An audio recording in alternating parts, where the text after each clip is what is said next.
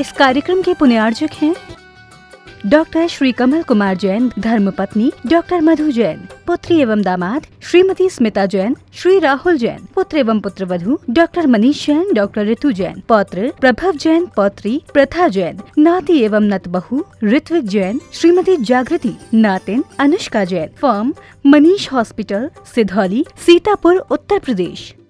श्री रमेश चंद्र जैन, रूपलता जैन, संस्थान model public school एवं Jain model public school, Palam, Delhi. पुत्र इंजीनियर पीयूष जैन, पुत्रवधू शिखा जैन, पुत्र डॉक्टर चंद्रेश जैन, पुत्री इंजीनियर अंजू जैन, दामाद इंजीनियर अभिषेक जैन, पुत्री इंजीनियर संजू जैन, दामाद इंजीनियर संजीव जैन, पुत्री डॉक्टर हेमा जैन, दामाद डॉक्टर संजीव जैन, पुत्री इंजीनियर रचना जैन, दामाद इंजीनियर अखिल अग्रवाल, पुत्री इंजीनियर सपना जैन, इंजीनियर दामाद प्रांशुल जैन। श्रीमती मैना देवी सेठी, श्री अनिल जी, श्रीमती मीना, श्री सुभाष जी, श्रीमती सुमन, श्री सुशील जी, श्रीमती संध्या, श्रीमती राजुल जी, श्री विनोद जी, दीपक जी, ऋषभ जी, हर्षवर्धन जी, अभिनंदन जी, चहल, देव, युवान, अनिका, अरिहंत, शौर्य, रियान एवं सनाया सेठी, समस्त परिवार, दिल्ली, कोलकाता, बेंगलोर। श्रीमान रूपचंद जी, कमला देवी जैन, श्रीमान दिनेश जी, श्रीमती रेखा जी जैन, श्री दिवेश जैन एवं दिशा जैन, सपरिवार, निवासी व्यावर, प्रवासी मलाड, पश्चिमी मुंबई।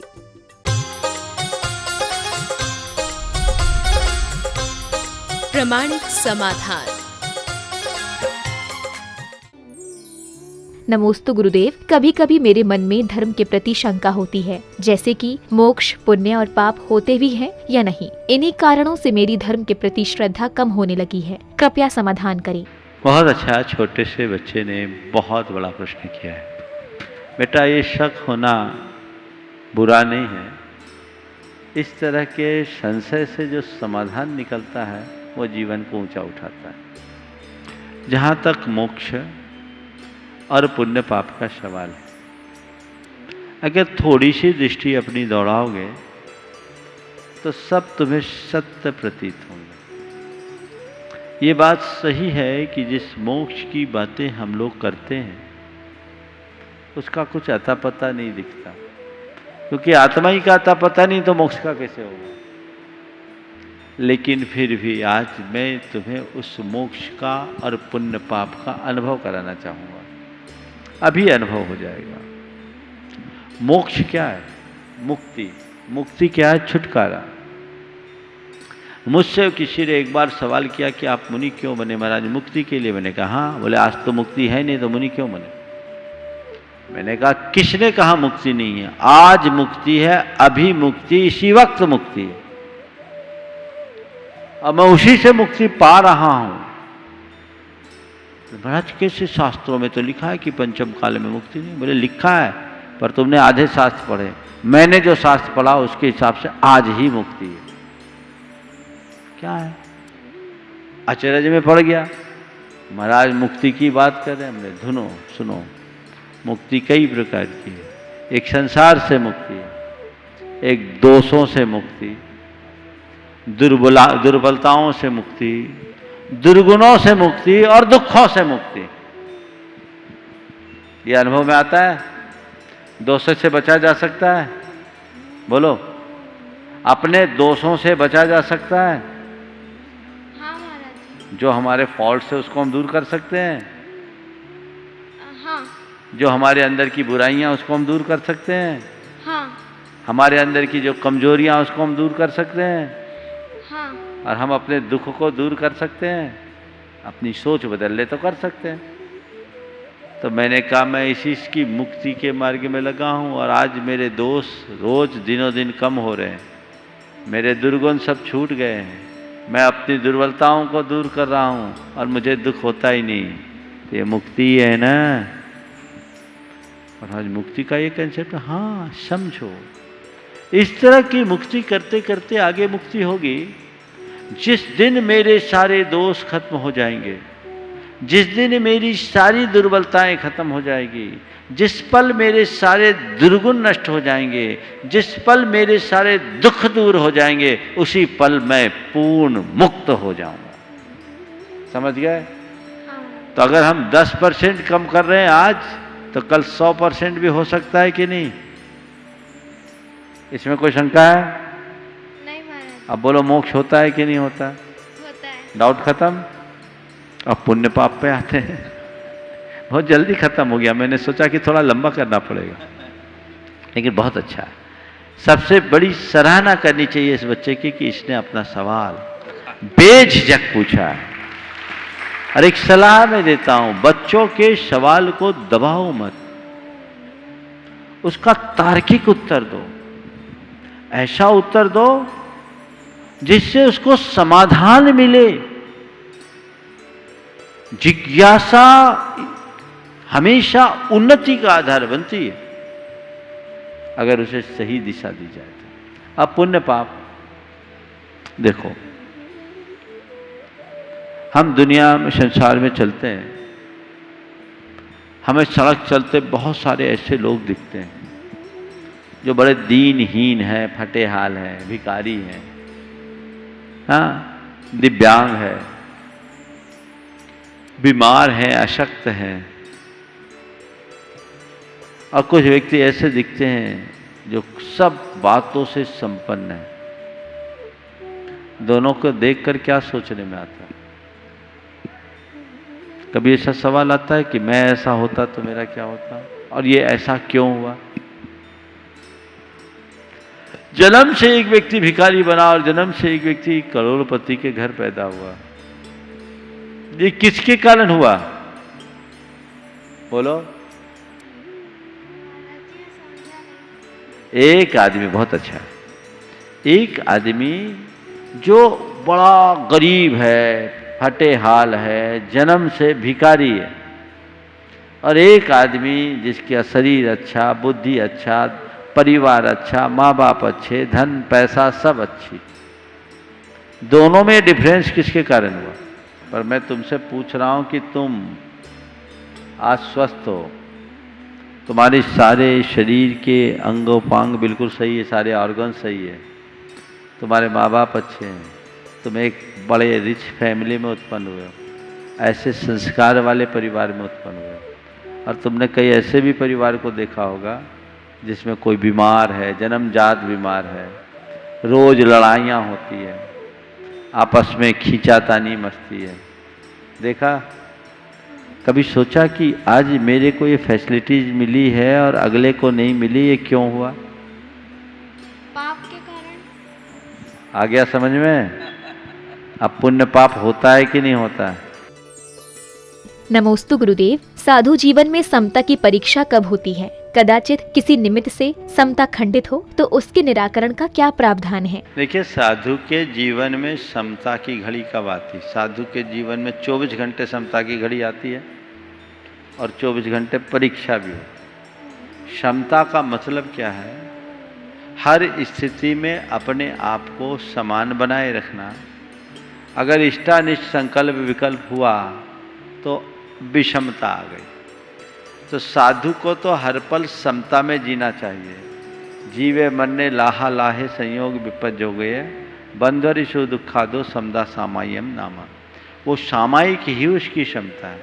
और यदि कदाचित साधु की क्षमता किसी निमित्त से खंडित होती है तो अपनी निंदा करता है, गर्हा करता है और वापस अपनी क्षमता में स्थिर होने का अभ्यास करता है। नमोस्तु गुरुदेव। हम किस प्रकार प्रतिपल भावना योग के माध्यम से आत्मानुभूति प्राप्त कर सकते हैं? देखो, कम से कम उतनी देर तो होती है, ये बहुत बड़ी बात है, और उतनी देर हमें आनंदानुभूति करनी चाहिए, उस दिशा में प्रयास करना चाहिए। ये स्वाभाविक है, जब हम अन्य व्यवहारों में होते हैं तो हमारे लिए हमारा चित्त उसमें रमता है, रमना पड़ता है। लेकिन इसका एक ही रास्ता है, सब कुछ करते हुए भी स्वयं में रमने की कला विकसित करो। ये समझो कि ये मैं कर रहा हूं, ये मेरा स्वभाव नहीं, मुझे करना पड़ रहा है। और ये धीरे धीरे अगर दृढ़ता से आप भावना योग करते रहोगे तो आपका अभ्यास हो जाएगा।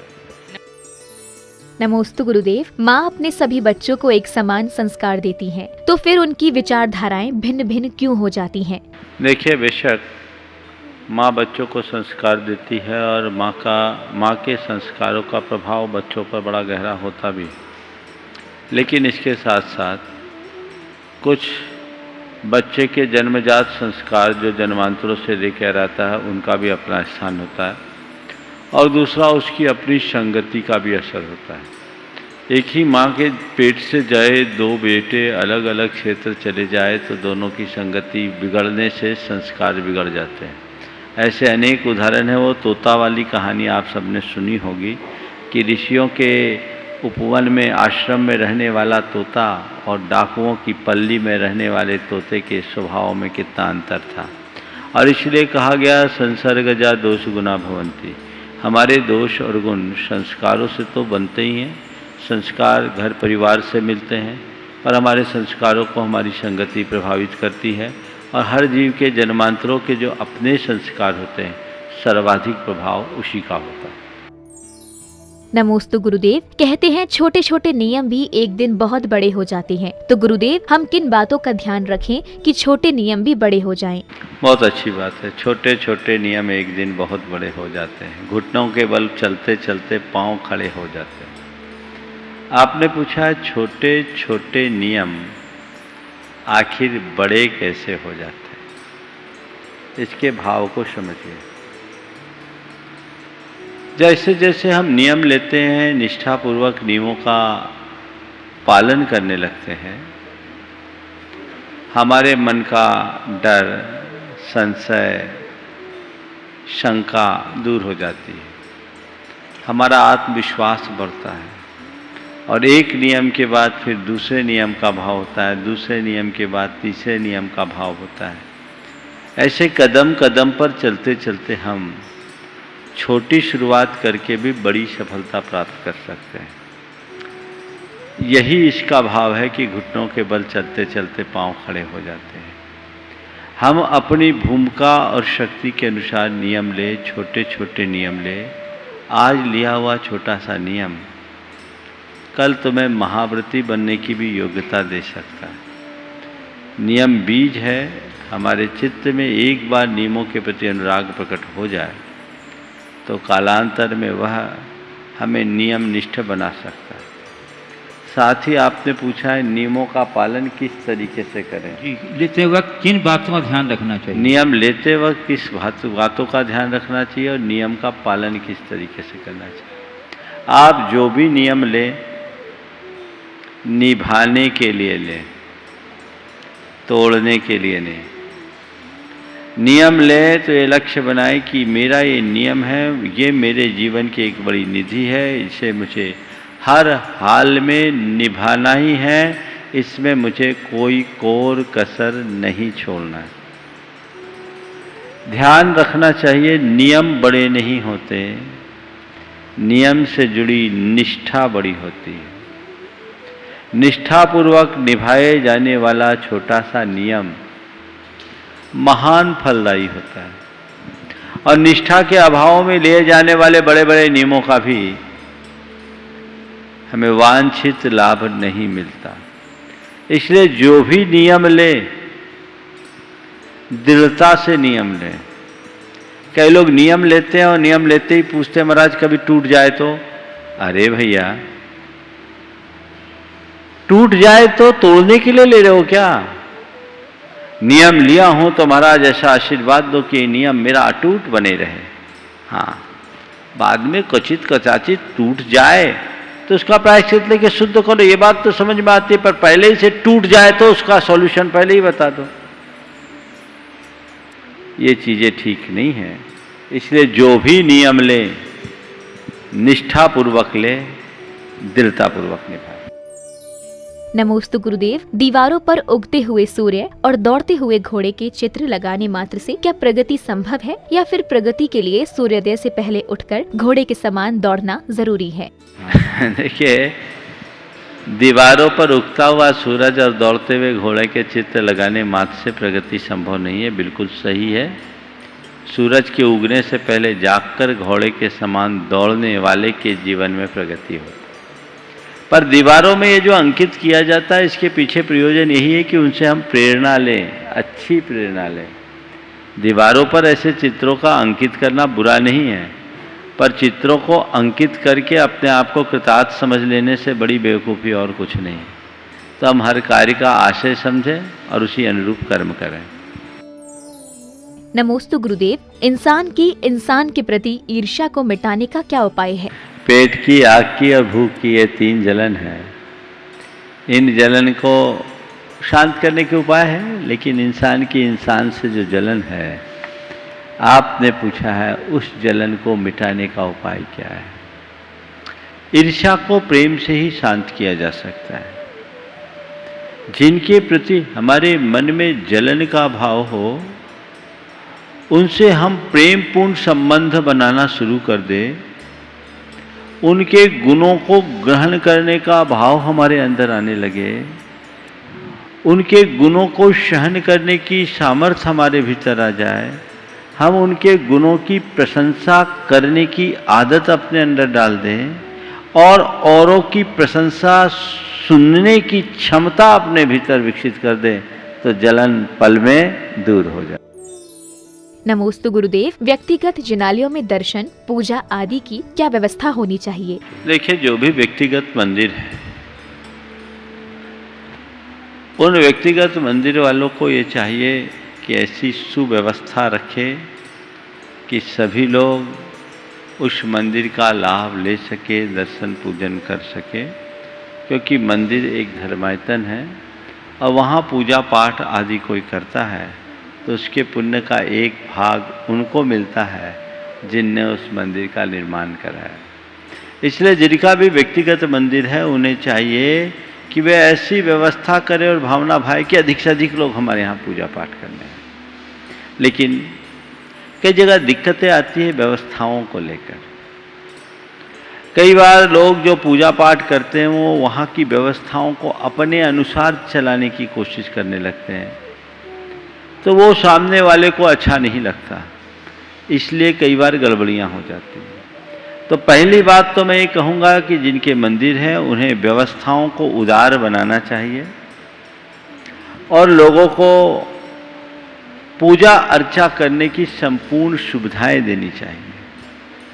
और जो किसी व्यक्तिगत मंदिर में पूजा करने जा रहे हैं, उनकी ये जवाबदारी बनती है कि उनकी सम्मति, इच्छा, भावना या व्यवस्था के विरुद्ध कोई कार्य नहीं करना चाहिए। अगर आप व्यवस्थाओं में दखल देंगे तो किटिर पिटिर होगी, व्यवस्थाओं में कोई दखल नहीं दें, पूजा पाठ करें तो अपना काम हो जाए। तो दोनों तरफ से गलतियां हैं, हमें दोनों तरफ से सुधार अपेक्षित है। नमोस्तु गुरुदेव, उपवास की हमारे दैनिक जीवन में क्या उपयोगिता है? पारंपरिक विश्वास और श्रद्धा के अनुरूप उपवास करने पर क्या फल प्राप्त होगा? पारंपरिक श्रद्धा और विश्वास के अनुसार आपने उपवास किया, सबसे पहले तो मैं आपके साहस की सराहना करता हूँ, आशीर्वाद देता हूँ कि आपने ऐसे विषम दौर में उपवास, जहाँ तक आपने पूछा है कि हमने अपनी पारंपरिक विश्वास और श्रद्धा के अनुरूप धर्म किया, उपवास किया, इसका हमें कितना फल मिलेगा और उपवास का हमारे जीवन में क्या उपयोगिता या स्थान है। देखिए, पारंपरिक रूप से भी आपने उपवास किया और भाव विशुद्धि से किया है, तो उपवास का तो फल मिलेगा। उपवास निर्जरा का कारण है। हाँ, आत्मज्ञान के साथ किए गए उपवास से असंख्यात गुने कर्म झरते हैं। उपवास हमारी चित्त की शुद्धि का आधार है और कर्म निर्जरा का विशेष कारण। गृहस्थों के चतुर्विध धर्म में दान, पूजा, शील और उपवास को परिगणित किया गया है। तो उपवास हमारे शारीरिक शुद्धि का भी कारण है। 8 दिन या 15 दिन में एक उपवास करते हैं तो उससे शरीर की शुद्धि भी होती है। अभी कुछ साल पहले जापान के एक वैज्ञानिक को इसके लिए नोबेल पुरस्कार भी मिला, जिसमें उन्होंने सिद्ध किया कि उपवास के बल पर हम कैंसर जैसी बीमारी को जीत सकते हैं। उसके लिए नाम दिया गया ऑटोफेजी। ऑटोफेजी का मतलब आपको शरीर को विश्राम देना है, खाली रहना है। वो हमारे यहाँ बहुत पहले से एक आसन और उपवास की व्यवस्था है, तो उससे जो हमारे शरीर के दूषित तत्व हैं वो विनष्ट होते हैं। तो उपवास शरीर की दृष्टि से, मन की दृष्टि से और आत्मा की दृष्टि से, तीनों दृष्टि से बड़े उपयोगी हैं और ये ध्यान की सिद्धि में भी सहायक है। इसलिए व्यक्ति को शक्ति के अनुसार उपवास करते रहना चाहिए।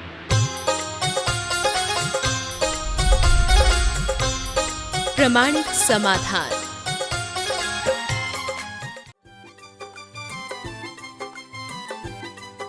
इस कार्यक्रम के पुण्यार्जक थे डॉक्टर श्री कमल कुमार जैन, धर्मपत्नी डॉक्टर मधु जैन, पुत्री एवं दामाद श्रीमती स्मिता जैन, श्री राहुल जैन, पुत्र एवं पुत्रवधू डॉक्टर मनीष जैन, डॉक्टर ऋतु जैन, पौत्र प्रभव जैन, पौत्री प्रथा जैन, नाती एवं नतबहू ऋत्विक जैन, श्रीमती जागृति, नातिन अनुष्का जैन, फर्म मनीष हॉस्पिटल, सिधौली, सीतापुर, उत्तर प्रदेश।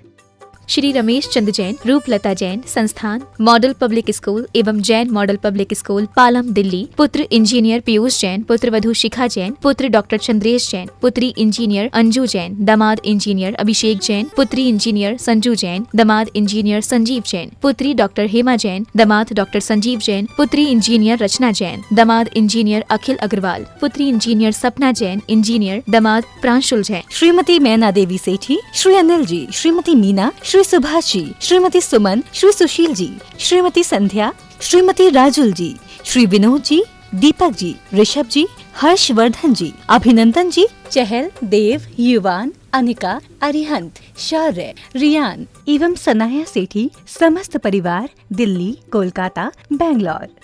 श्रीमान रूपचंद जी, कमला देवी जैन, श्रीमान दिनेश जी, श्रीमती रेखा जी जैन, श्री दिवेश जैन एवं दिशा जैन, सपरिवार, निवासी व्यावर, प्रवासी मलाड, पश्चिमी मुंबई।